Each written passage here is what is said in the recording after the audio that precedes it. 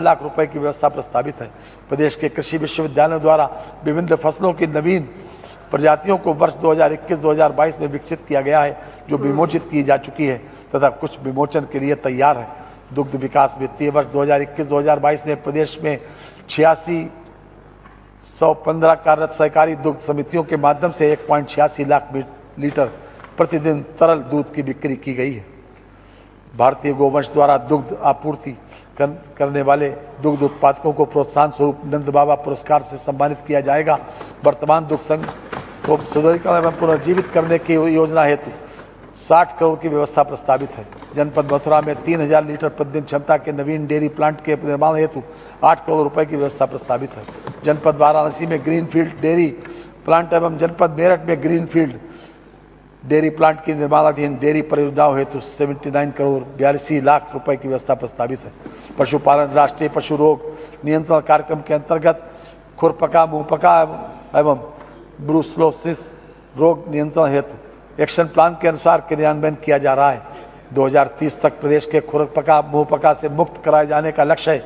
खुरपका, मुंहपका टीकाकरण कार्यक्रम के अंतर्गत अद्यतन 1,79,717 टीकाकरण एवं ब्रुसलोसिस टीकाकरण कार्यक्रम के अंतर्गत 18,69,166 टीकाकरण किया गया है।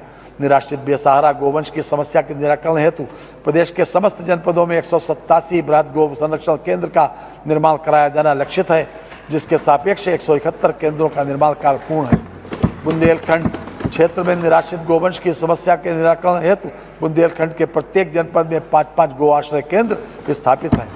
निराश्रित बेसहारा गोवंश के संरक्षण हेतु प्रदेश में 6195 गो आश्रय स्थल स्थापित हैं, जिनमें 9,67,923 गोवंशीय पशु संरक्षित किए गए हैं। मुख्यमंत्री निराश्रित बेसहारा गोवंश सहभागिता योजना अंतर्गत 1,31,000 से अधिक गोवंश इच्छुक लाभार्थियों को सुपुर्दगी में दिए गए हैं।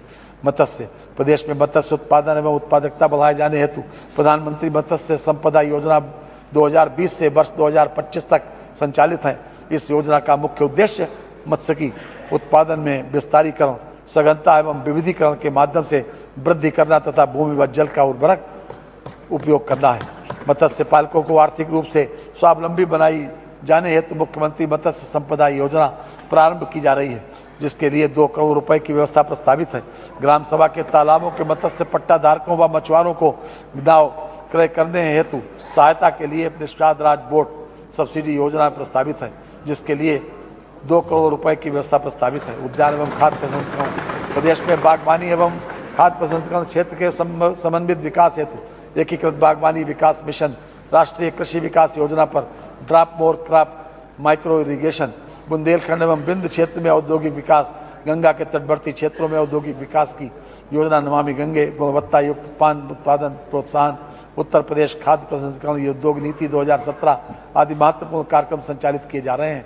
आलू के लाभकारी मूल्य हेतु बाजार हस्तक्षेप योजना के लिए 1 करोड़ रुपए की व्यवस्था प्रस्तावित है।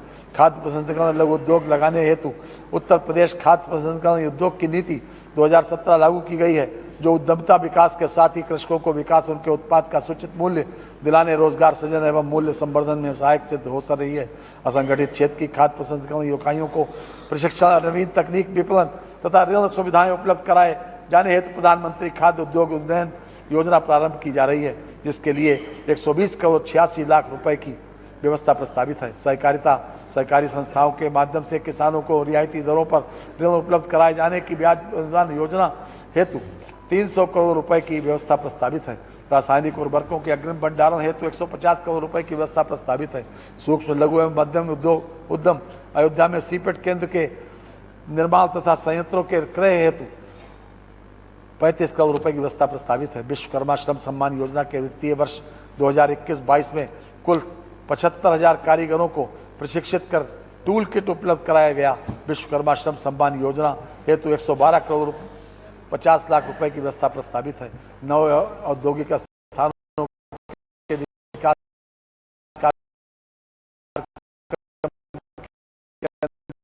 अंतर्गत 4 जनाब महोबा में और प्रस्तावित है। भूतत्व खनिकर्म विभाग की सेवाओं को ऑनलाइन किए जाने के उद्देश्य से ईज ऑफ डूइंग बिजनेस के अंतर्गत ऑनलाइन पोर्टल विकसित किया गया है। खनन से जुड़ी सेवाओं यथा साधारण मिट्टी के खनन, परिवहन, बाढ़ द्वारा जमक उप खनिज के व्यवस्थापन, परियोजनाओं के निर्माण के दौरान निकले उप खनिज के निस्तारण, खनिज भंडारण अनुज्ञा, उप खनिज परिहार हेतु पट्टा निष्पादन तथा खनिज परिवहन करने वाले वाहनों के पंजीकरण की कार्रवाई ऑनलाइन समयबद्ध ढंग से निष्पादित किए जाने की व्यवस्था की गई है। खादी एवं ग्राम उद्योग, मुख्यमंत्री ग्राम उद्योग रोजगार योजना के अंतर्गत वर्ष 2022-2023 में 800 इकाइयों की स्थापना कराकर 16,000 लोगों को रोजगार उपलब्ध कराए जाने का लक्ष्य है। पंडित दीनदयाल उपाध्याय खादी विपणन विकास सहायता योजना हेतु 15 करोड़ रुपए की व्यवस्था प्रस्तावित है। योजना के अंतर्गत उक्त धनराशि का 34% खादी कामगारों को सीधे उनके खाते में पारदर्शी तरीके से उपलब्ध कराया जाएगा। विपणन विकास हेतु 33% एवं खादी संस्थाओं को 33% धनराशि सहायता के रूप में दिए जाने हेतु प्राविधानित है, जिससे खादी के उत्पादन में गुणोत्तर वृद्धि होगी। हथकरघा एवं वस्त्र उद्योग, अनुसूचित जाति के बुनकरों को स्वरोजगार हेतु बढ़ावा देने के उद्देश्य से झलकारी बाई कोरी, हथकरघा एवं पावर लूम विशेष घटक योजना संचालित किए जाने हेतु 8 करोड़ रुपए की व्यवस्था प्रस्तावित है। प्रदेश के पावर लूम बुनकरों को रियायती दरों पर विद्युत उपलब्ध कराई जा रही है। इस हेतु 250 करोड़ रुपए की व्यवस्था प्रस्तावित है। हथकरघा बुनकरों की परंपरागत ऊर्जा स्रोतों पर निर्भरता का समाप्त करते हुए सौर ऊर्जा के प्रयोग हेतु पावर लूम बुनकरों एवं हथकरघा बुनकरों को सोलर इन्वर्टर दिए जाने हेतु मुख्यमंत्री बुनकर सौर योजना के अंतर्गत 10 करोड़ रुपए की बजट व्यवस्था प्रस्तावित है। आईटी एवं इलेक्ट्रॉनिक्स, सूचना प्रौद्योगिकी एवं इलेक्ट्रॉनिक्स उद्योग उत्तर प्रदेश सरकार के उच्च प्राथमिकता वाले उद्योगों में से एक है। इसके अंतर्गत अनेक परियोजनाएं संचालित की जा रही हैं, जो उत्तर प्रदेश को सूचना प्रौद्योगिकी एवं इलेक्ट्रॉनिक्स के क्षेत्र में एक हब के रूप में प्रतिष्ठित करेंगी। उत्तर प्रदेश डाटा सेंटर नीति 2021 के अंतर्गत 3 डाटा सेंटर पार्क्स की स्थापना के साथ 250 मेगावाट का डाटा सेंटर उद्योग विकसित किए जाने और 20,000 करोड़ रुपए के निवेश का लक्ष्य रखा गया है। बेसिक शिक्षा शैक्षिक सत्र 2021-2022 में 1,32,912 परिषदीय प्राथमिक, उच्च प्राथमिक कंपोजिट विद्यालयों में लगभग 1.66 करोड़ बच्चों का नामांकन कराया गया है। वर्ष 2022-2023 में परिषदीय विद्यालयों में स्कूल चलो अभियान के अंतर्गत छात्र नामांकन का लक्ष्य 2 करोड़ रखा गया है। समग्र शिक्षा अभियान हेतु 18,670 करोड़ 72 लाख रुपए की व्यवस्था प्रस्तावित है। शैक्षिक सत्र 2021-2022 में प्रदेश में परिषदीय प्राथमिक, उच्च प्राथमिक विद्यालयों एवं अशासकीय सहायता प्राप्त प्राथमिक, पूर्व माध्यमिक विद्यालयों कक्षा 1 से 8 तक अध्ययन छात्राओं के उपयोगार्थ निःशुल्क यूनिफॉर्म, स्वेटर, स्कूल बैग एवं जूता मोजा की धनराशि PFMS DBT मॉड्यूल के माध्यम से सीधे छात्र छात्राओं के माता पिता अभिभावकों के आधार पर सीडेड बैंक खाते में हस्तांतरित किए जाने की कार्रवाई की गई, जिससे 1.57 करोड़ बच्चे लाभान्वित हुए हैं। वित्तीय वर्ष 2022-23 के बजट में योजना हेतु 370 करोड़ रुपए की व्यवस्था प्रस्तावित है। प्राथमिक विद्यालयों में गर्म पकाया भोजन उपलब्ध कराने हेतु मध्याह्न भोजन योजना संचालित है। विद्यालयों में सभी जाति एवं धर्म के छात्र छात्राओं को एक स्थान पर भोजन उपलब्ध कराकर उनके मध्य सामाजिक सौहार्द, एकता एवं परस्पर भाईचारे की भावना के विकास में उत्तरोत्तर सफलता प्राप्त हो रही है। वर्ष 2022-23 में प्रदेश के 1.44 लाख प्राथमिक एवं उच्च प्राथमिक विद्यालयों में अध्ययनरत 2 करोड़ छात्रों को आच्छादित किया जा रहा है, जो देश में सर्वाधिक है। योजना हेतु 3548 करोड़ 93 लाख रुपए की व्यवस्था प्रस्तावित है। इसके अतिरिक्त फल वितरण हेतु 166 करोड़ 71 लाख रुपए की व्यवस्था भी प्रस्तावित है। ऑपरेशन कायाकल्प के अंतर्गत परिषदीय विद्यालयों को चिन्हित 19 मूलभूत अवस्थापना सुविधाओं से संतृप्त कराया जा रहा है। अब तक 1.30 लाख से अधिक विद्यालयों का कायाकल्प कराया जा चुका है।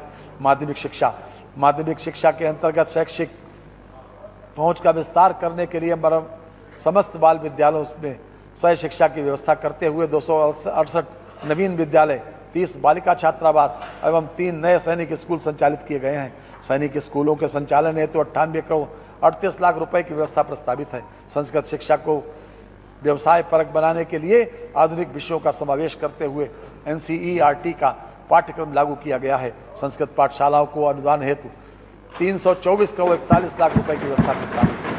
समग्र शिक्षा अभियान के अंतर्गत विभिन्न निर्माण एवं अवस्थापना विकास के कार्यों हेतु वित्तीय वर्ष 2022-2023 के बजट में 836 करोड़ 80 लाख रुपए की व्यवस्था प्रस्तावित है। उच्च शिक्षा संस्थानों में आधुनिक तकनीक का प्रयोग करते हुए गुणवत्तापूर्ण सार्वभौमिक एवं रोजगार परक शिक्षा उपलब्ध कराए जाने एवं राष्ट्रीय शिक्षा नीति 2020 के प्रभावी क्रियान्वयन हेतु सरकार प्रतिबद्ध है। प्रदेश में 3 नए राज्य विश्वविद्यालयों में मां शाकुंभरी विश्वविद्यालय सहारनपुर, महाराजा सोहेल देव राज्य विश्वविद्यालय आजमगढ़ एवं राजा महेंद्र प्रताप सिंह राज्य विश्वविद्यालय अलीगढ़ का शिलान्यास किया जा चुका है तथा भवनों का निर्माण कार्य प्रगतियाधीन है।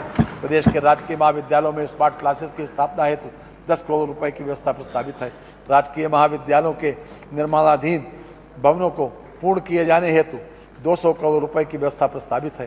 प्रदेश में 75 नए राजकीय महाविद्यालयों की स्थापना हेतु निर्माण कार्य प्रगति पर है। उच्चतर शिक्षा के निजी निवेश को प्रोत्साहित करने हेतु निजी विश्वविद्यालय अधिनियम तथा नियमावली 2022 प्रख्यापित की गई है। 3 नए निजी विश्वविद्यालय संचालित किए गए हैं। छात्रों को मुफ्त ऑनलाइन संस्कृत प्रशिक्षण प्रदान किए जाने हेतु संपूर्णानंद संस्कृत विश्वविद्यालय वाराणसी में ऑनलाइन संस्कृत प्रशिक्षण केंद्र स्थापित कर उसके माध्यम से रोजगार पाठ्यक्रमों में प्रशिक्षण प्रदान किए जाने का प्रस्ताव है। प्रशिक्षण केंद्र की प्रस्थापना हेतु 1 करोड़ 16 लाख रुपए की व्यवस्था प्रस्तावित है। प्राविधिक शिक्षा प्रदेश में डिप्लोमा स्तरीय 198 राजकीय एवं 19 अनुदानित संस्था अर्थात 217 संस्थाएं हैं, जिनमें से 168 संस्थाओं में मात्र सत्र 2021-2022 से प्रशिक्षण प्रदान किया जा रहा है। 49 राजकीय पॉलिटेक्निक निर्माणाधीन अवस्थापना की प्रक्रिया में हैं, जिन्हें निकट भविष्य में पीपीपी मोड पर संचालित किया जाना है। वर्तमान में 1266 निजी क्षेत्र की डिप्लोमा स्तरीय संस्थाओं में छात्र छात्राओं को प्रवेश दिया जा रहा है। वर्तमान राजकीय अनुदानित एवं निजी क्षेत्र की समस्त संस्थाओं को सम्मिलित करते हुए कुल प्रवेश क्षमता 1,26,436 है। प्रदेश सरकार की $1 ट्रिलियन इकोनॉमी की योजना के क्रम में छात्र छात्राओं को आर्थिक रोजगार तथा इमर्जिंग टेक्नोलॉजी आधारित उद्योग हेतु मैन पावर उपलब्ध कराने के दृष्टिगत सत्र 2022-2023 में न्यू एज ट्रेडर्स के अंतर्गत 4 पाठ्यक्रम तथा डाटा साइंस एवं machine learning, internet of things, cyber security एवं ड्रोन टेक्नोलॉजी में प्रशिक्षण कराया जाना प्रस्तावित है। व्यावसायिक शिक्षा एवं कौशल विकास प्रदेश के 4 राजकीय औद्योगिक प्रशिक्षण संस्थानों को मॉडल ITI के रूप में विकसित किया जाना व्यवस्था प्रस्तावित है। प्रदेश के विभिन्न जनपदों में स्थापित किए गए नवीन राजकीय औद्योगिक प्रशिक्षण संस्थानों में से 31 को PPP मॉडल पर संचालित किए जाने का लक्ष्य रखा गया है। उत्तर प्रदेश कौशल विकास मिशन द्वारा वित्तीय वर्ष 2022-2023 में लगभग 2 लाख युवाओं को पंजीकृत करते हुए प्रशिक्षण प्रदान करने का लक्ष्य रखा गया है। संस्कृति तो अब तक के सबसे बड़े बजट की तस्वीरें आपके न्यूज पर देख पा रहे हैं, जहां पर वित्त मंत्री सुरेश खन्ना खुद बजट का पिटारा खोलते हुए नजर आ रहे हैं। और आज हमारे साथ में bureau chief Dinesh Tripathi ji phone line पर जुड़ चुके हैं। दिनेश जी, फिलहाल बजट सत्र की शुरुआत हो चुकी है और वित्त मंत्री जी की ओर से बड़ी बातें, यानी जिन चीजों को लेकर पहले अभी हिंट्स दी थी वित्त मंत्री ने कि बड़ी चीजें होने वाली है महिलाओं के लिए, युवाओं के लिए, आज वही सब कुछ दिख रहा है इस बजट में।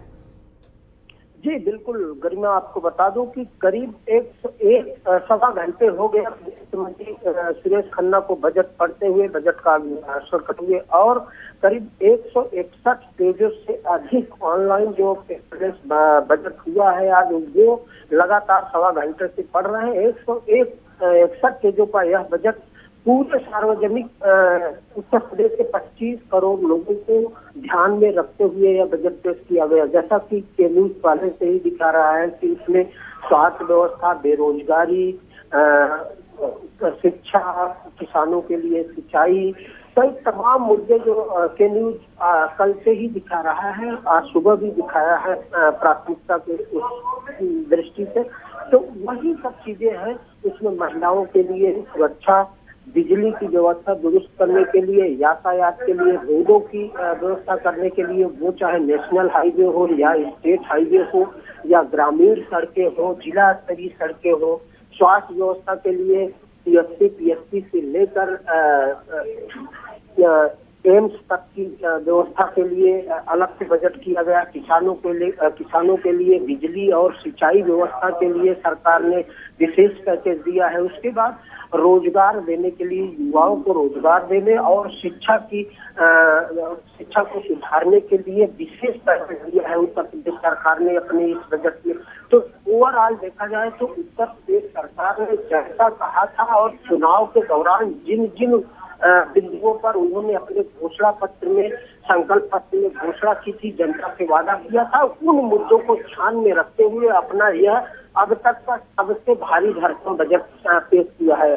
आपको बता दूं, गरिमा करीब 6,15,916.97 करोड़ के आसपास का यह बजट होगा। अभी हालांकि ओवरऑल बजट का लेखा जोखा नहीं आया है, लेकिन जो सूत्रों से खबर मिल रही है कि लगभग इसी अमाउंट का एक बजट होगा उत्तर प्रदेश सरकार का। और उत्तर प्रदेश सरकार ने, मुख्यमंत्री योगी आदित्यनाथ ने जिस तरह से चुनाव 2022 विधानसभा के दौरान जनता से वादा किया था, अपने संकल्प पत्र में जनता से वादे किए थे, इन सबको पूरा करते हुए उत्तर प्रदेश की स्वास्थ्य व्यवस्था, चिकित्सा व्यवस्था, बिजली व्यवस्था, सड़क व्यवस्था, इन सबको और हाईटेक करने के साथ साथ कानून व्यवस्था को पूरी तरह से दुरुस्त करने का इस बजट में प्रावधान रखा है। और अलग अलग विभागों के लिए अलग अलग पैकेज का भी उन्होंने निर्धारण किया है। जिस तरह से बिजली का हो या सड़क का हो या फिर बेरोजगारी दूर करने का हो,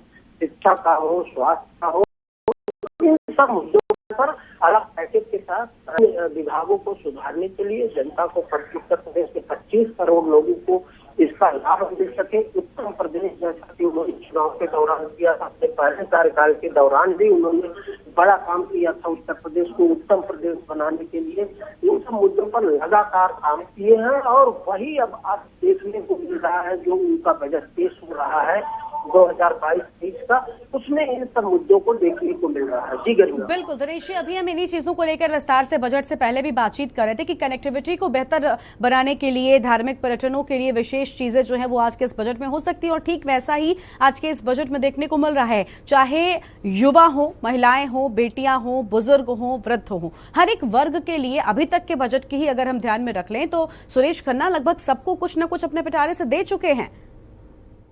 जी बिल्कुल गरिमा, अब भी आपने जैसे चर्चा किया था, सुबह भी आप के न्यूज के दर्शकों को बता रहे थे, कनेक्टिविटी और धार्मिक स्थलों को व्यवस्थित करने के लिए, कनेक्टिविटी के लिए वो चाहे एयर के माध्यम से हो या सड़क के माध्यम से हो, इन दोनों व्यवस्थाओं को व्यवस्थित करने के लिए वित्त मंत्री सुरेश खन्ना ने अपना पिटारा पूरी तरह से खोल दिया है।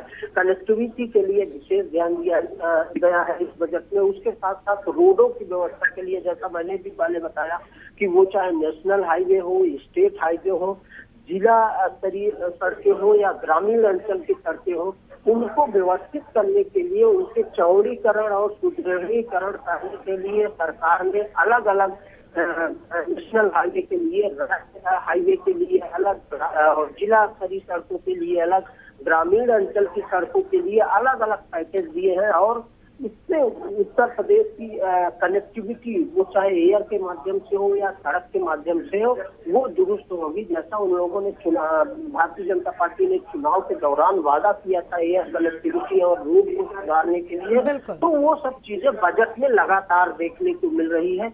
161 पेजों का यह बजट वित्त मंत्री सुरेश खन्ना लगभग 1.5 घंटे हो गए हैं, तब से लगा 1 घंटे 20 मिनट हो गया करीब, वो लगातार 161 पेजों का अपना यह बजट पढ़ रहे हैं। और जनता, उत्तर प्रदेश के 25 करोड़ लोगों के लिए स्वास्थ्य, चिकित्सा, शिक्षा, education, air connectivity, road connectivity सहित तमाम मुद्दों पर अपना पिटारा खोले हुए हैं उत्तर प्रदेश की जनता को लाभ देने।